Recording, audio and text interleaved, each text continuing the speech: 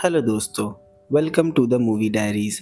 दोस्तों, आज की फिल्म द वे होम। आज की कहानी एक 7 साल के लड़के और उसकी नानी के बीच के निराले संबंध को दर्शाती है। दोस्तों, ये कहानी आपने शायद पहले देखी होगी।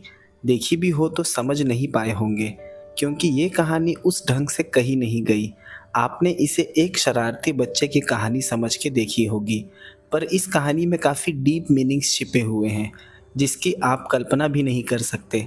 बच्चे देखें इस फ़िल्म को तो ये मनोरंजन है, पर बड़ों के लिए ये फ़िल्म काफ़ी विचारशील है। चलिए ले चलता हूँ आपको बचपन के उस दौर में। दोस्तों, कहानी की शुरुआत में हम एक बस में एक माँ बेटे को देखते हैं, सैंग, जिसकी उम्र 7 साल होगी। उसकी माँ काफ़ी परेशान दिखाई देती है। सैंग हरकतों से काफ़ी शरारती मालूम पड़ता है, जैसे कि शहरों के स्पॉइल बच्चे होते हैं। उसकी इन्हीं हरकतों से परेशान होकर उसकी माँ उसे उसकी नानी के पास छोड़ने जा रही है, जो कि कोरिया के एक छोटे से गांव में रहती है। सैंग की नानी बोल नहीं सकती, पर उन्हें सब सुनाई देता है। वो अपनी माँ से काफ़ी सवाल करता है कि नानी कितनी बूढ़ी है और उनका घर कैसा है, जिसका जवाब दे देकर उसकी माँ थक चुकी थी। सफ़र काफ़ी लंबा था, क्योंकि वो गांव काफ़ी अंदर बसा था। लंबे सफ़र के बाद दोनों एक जगह उतर गए। दोनों कोरिया के बड़े शहर सियोल से थे, इसलिए उन्हें गांव कस्बों की आदत नहीं थी। सैंग अपनी माँ की एक भी बात नहीं सुनता, जिस वजह से उसकी माँ उसे कई बार गुस्से में थप्पड़ भी लगा देती। उसकी माँ उसे लेकर नानी के घर आ गई। यहाँ हमें पता चला कि सैंग की माँ की आर्थिक स्थिति काफ़ी ख़राब चल रही है, क्योंकि वो काफ़ी वक्त पहले ही अपने पति से अलग हो गई थी। वो शहर में एक छोटी सी शॉप चलाती थी, पर वो शॉप भी कुछ महीने पहले बंद हो गई। अब उसे एक अच्छी नौकरी की तलाश थी, क्योंकि उस पर कर्ज भी काफ़ी ज़्यादा हो गया था। वो 2 महीनों में एक अच्छी सी नौकरी ढूंढ लेगी और उसके बाद आकर सैंग को यहाँ से ले जाएगी। उसकी माँ आखिरी बार यहाँ तब आई थी जब सैंग 1 साल का था। लगभग 6 साल बीत गए। निजी जीवन में व्यस्त रहने की वजह से उसे वक्त ही नहीं मिला। सैंग को इस जगह कुछ खास अच्छा नहीं लगा, क्योंकि वो घर एक टूटी हुई झोपड़ी थी और उसे शहर में बड़ी बिल्डिंग की आदत थी, जहाँ बड़े घरों के साथ सारी सुख सुविधा भी होती थी। उसकी माँ ने नानी से बताया कि सैंग उन्हें जरा भी तंग नहीं करेगा, क्योंकि सैंग को अकेले में रहने की आदत है। बाहर हम देखते हैं सैंग अपनी नानी के जूतों पर पेशाब कर रहा है। सैंग की माँ नानी के लिए कुछ ज़रूरत के सामान भी ले आई थी। सैंग ने अपने खाने पीने के सामान पहले अलग कर लिए। उसकी माँ ने कहा अब उसे चलना चाहिए। नानी ने इशारों से उसे रुककर आराम करने के लिए कहा, पर उसने मना कर दिया, क्योंकि आखिरी बस आज निकल गई तो उसे कल तक यहीं रुकना पड़ेगा। थोड़ी देर में सैंग की माँ उसे छोड़कर वहाँ से चली गई, पर सैंग को इससे कोई फर्क नहीं पड़ता। नानी की उम्र 78 साल की है। उनका शरीर कमर से झुक गया था, जिस वजह से वो झुक कर चला करती है। जब नानी ने सैंग को साथ घर चलने के लिए कहा, तो सैंग ने उन्हें धक्का दे दिया। उसकी नानी ने अपनी छाती पर हाथ रख घुमाया, शायद वो कुछ कह रही थी। सैंग उनके गूंगे होने का मजाक उड़ाने लगा। नानी की सोच से ज़्यादा बिगड़ा हुआ था सैंग। ये देख लगता नहीं कि वो अपनी नानी के साथ यहाँ ज़्यादा दिनों तक रह पाएगा। रात उसकी नानी ने उसे खाना परोसा, पर वो शहर से लाए हुए अपने कैन फूड खा रहा था। नानी के घर पर एक पुरानी टीवी थी, पर उसका एंटीना भी काम नहीं करता। नानी ने कुछ चॉकलेट्स छिपा कर रखे थे, उन्होंने लाकर सैंग को दिया, पर उसने लेने से इनकार कर दिया और फिर वो अपने गेम पैड में व्यस्त हो गया। सुबह नानी पानी लाने जा रही थी, तभी एक लड़का नानी के पास आया और कुछ सेब उसे दिए, जो कि उसकी माँ ने भेजे थे। उस लड़के का नाम च्योल है, जो यही पास में रहता है। उसने सैंग को अकेले बैठे देखा तो उसके पास चला गया। उसका एक कुत्ता भी है। च्योल ने उससे दोस्ती करनी चाहिए, पर सैंग ने उसे इग्नोर कर दिया। ऊपर से उसके कुत्ते को लात भी मारी। सैंग दिन भर अपने कार्ड्स और खिलौने में ही व्यस्त रहता। वो अपनी एक अलग ही दुनिया में रहता, पर अब लगता है उसका मन खिलौने और गेम खेलने से भी नहीं भर रहा था। इसलिए वो अकेले ही घूमने निकल गया, पर गांव में भी उसे कोई नज़र नहीं आया, जिसके बाद वो वापस घर लौट गया। सैंग को अपनी नानी की हालत पर ज़रा भी दया नहीं आती। अपनी नानी के काम में हाथ बटाने के बजाय वो काम को और बढ़ा देता। हम देखते हैं सैंग एक जगह ऊपर रखी हुई टॉर्च को उतारने में काफ़ी स्ट्रगल कर रहा था। उसकी नानी ने उसे उतार कर दिया। अब सैंग को भी थोड़ा थोड़ा रियलाइज़ होने लगा था कि वो अपनी नानी के साथ इतना बुरा करता है, फिर भी वो उस पर गुस्सा नहीं होती।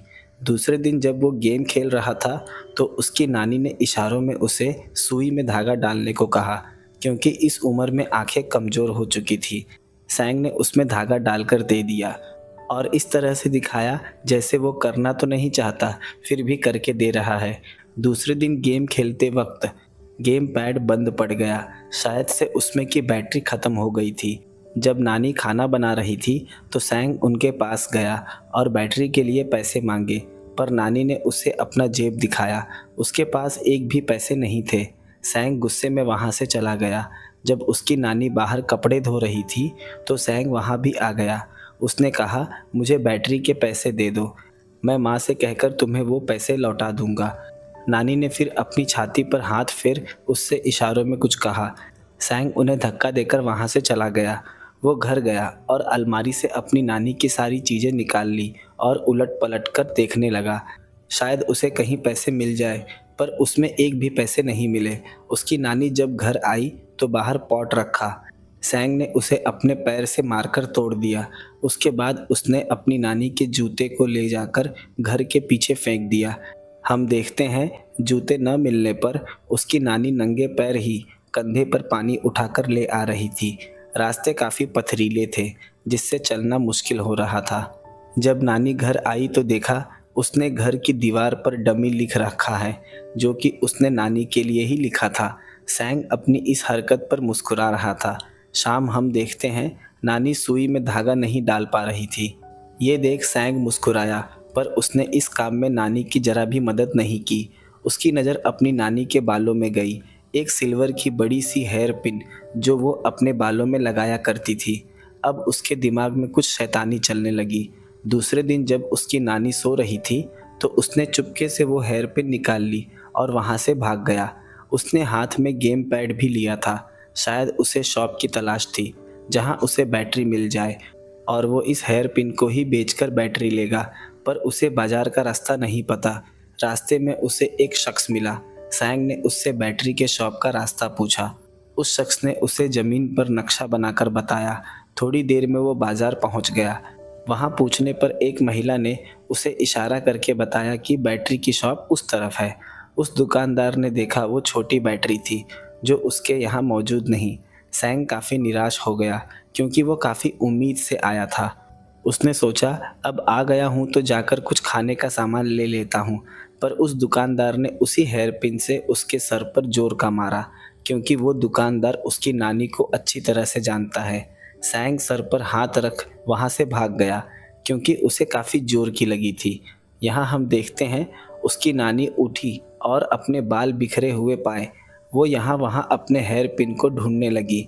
शायद नानी को भी पता चल चुका था कि ये काम सैंग का ही होगा। सैंग काफ़ी देर तक चलता रहा, पर अब तक घर नहीं पहुंचा।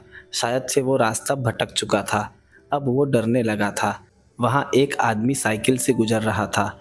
उसने सैंग को जाते देखा तो साइकिल पर बिठा लिया। शायद से वो उसकी नानी को जानता है। हम देखते हैं सूरज ढलने को था। वो शख्स उसे नानी के घर छोड़कर चला गया। उसने सामने से नानी को आते हुए देखा। सैंग को लगा आज उसकी इस हरकत की वजह से नानी उस पर नाराज़ होगी, पर नानी ने उसे कुछ नहीं कहा। उन्होंने सैंग को खाने के लिए खाना दिया, पर सैंग खाने को तैयार नहीं। वो सोने का नाटक करने लगा।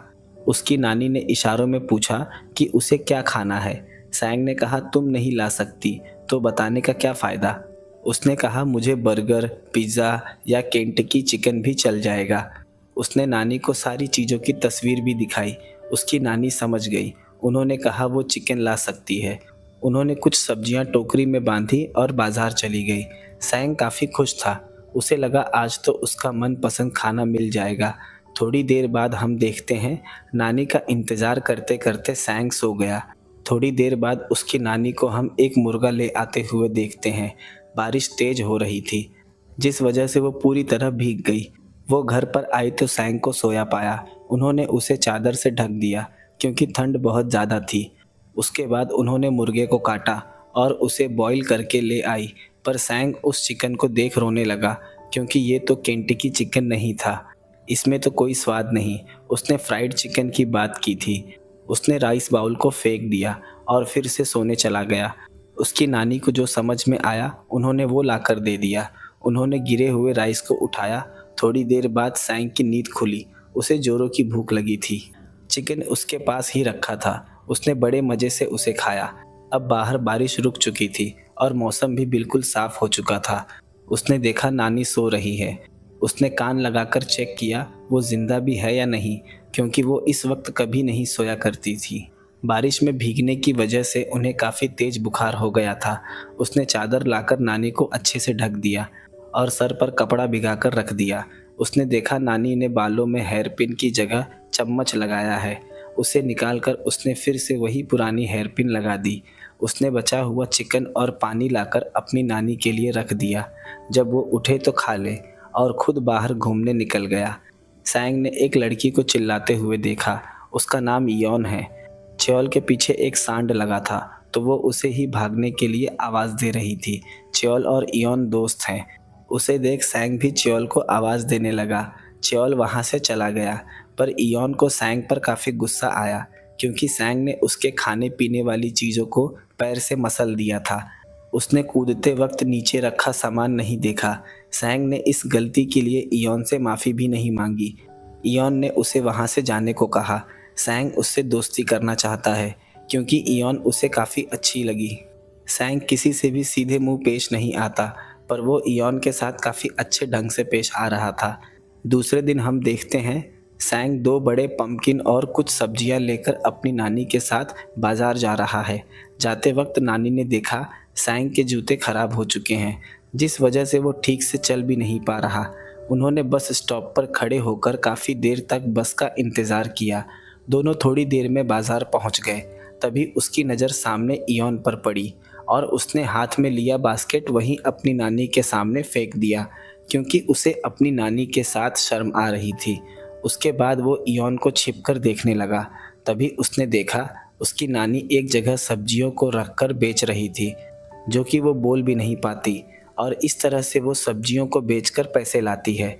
लेकिन सैंग को अपनी नानी की मदद करने में काफ़ी शर्म आ रही थी, क्योंकि इयोन ने उसे इस तरह से देख लिया तो उसकी रेपुटेशन का क्या होगा।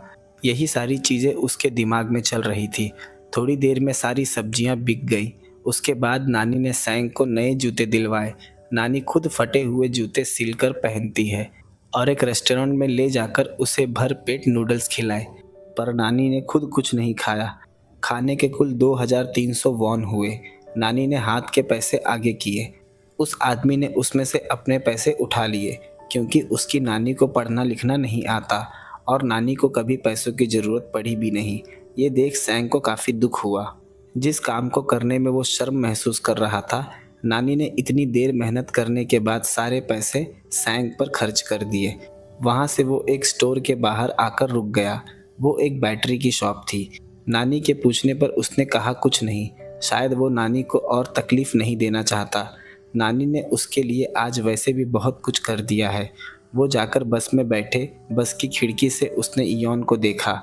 उसकी नानी उससे पूछने लगी कि वो और कुछ खाना चाहेगा, पर सैंग अपनी नानी की बातों पर ध्यान नहीं दे रहा था। जब इयोन वहाँ से चली गई तो उसने बताया कि मुझे चोको पाई चाहिए। बस में बैठे एक शख्स से नानी ने कहा कि बाज़ार में एक महिला नानी के बारे में पूछ रही थी। नानी उस महिला से मिलने गई।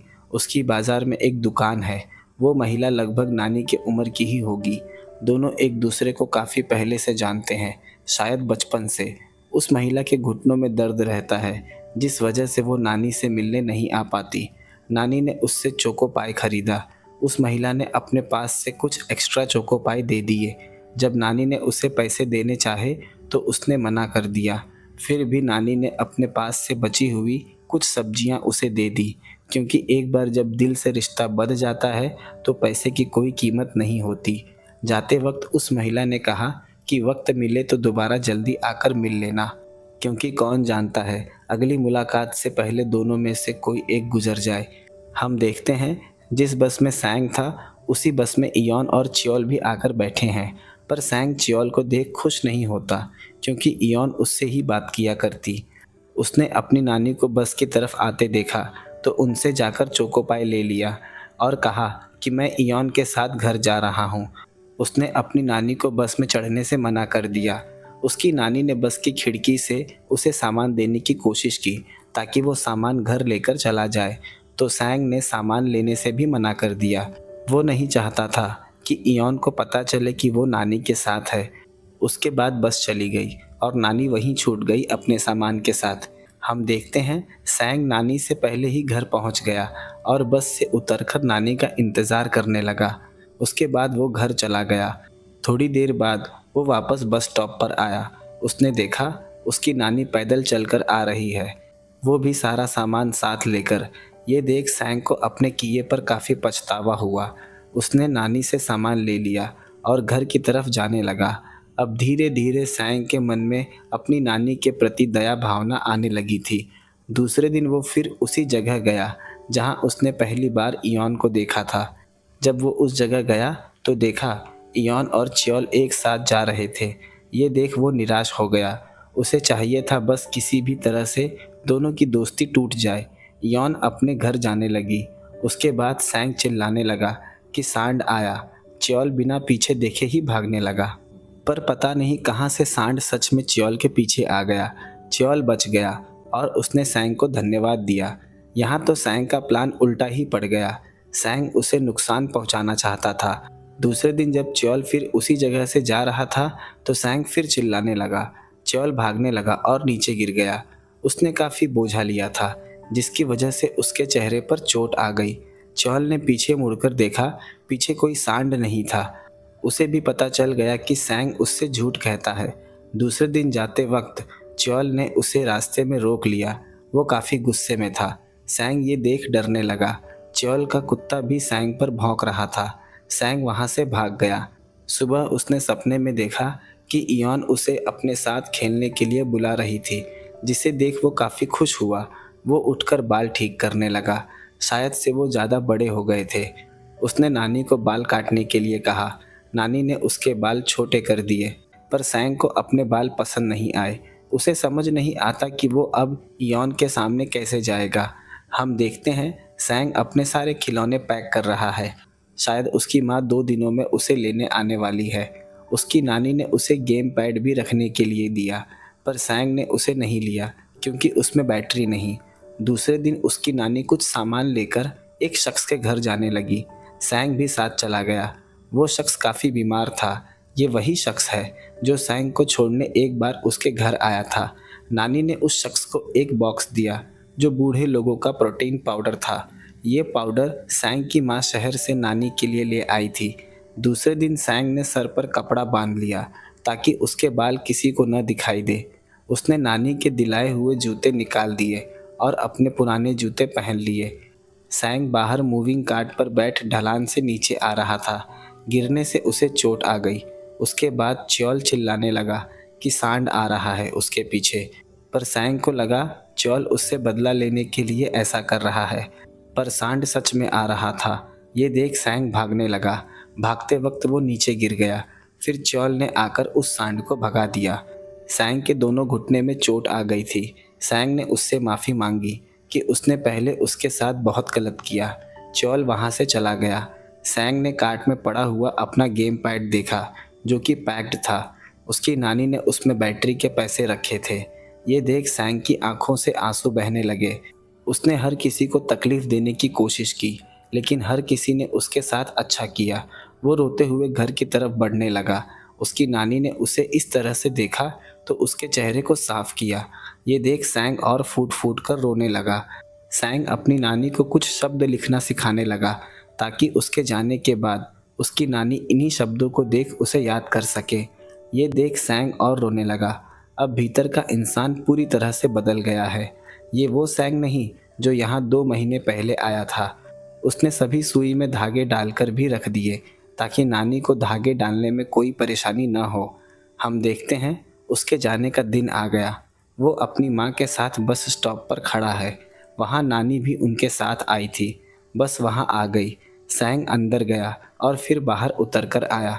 उसने अपने प्लेइंग कार्ड्स नानी को दे दिए। वो जाकर बस में बैठा। नानी जाकर बस की खिड़की ठोकने लगी, पर सैंग ने नानी की तरफ नहीं देखा। जैसे ही बस चली, वो भागकर आखिरी सीट पर गया और नानी को देख हाथ हिलाने लगा। उसकी आंखें भर आई थी।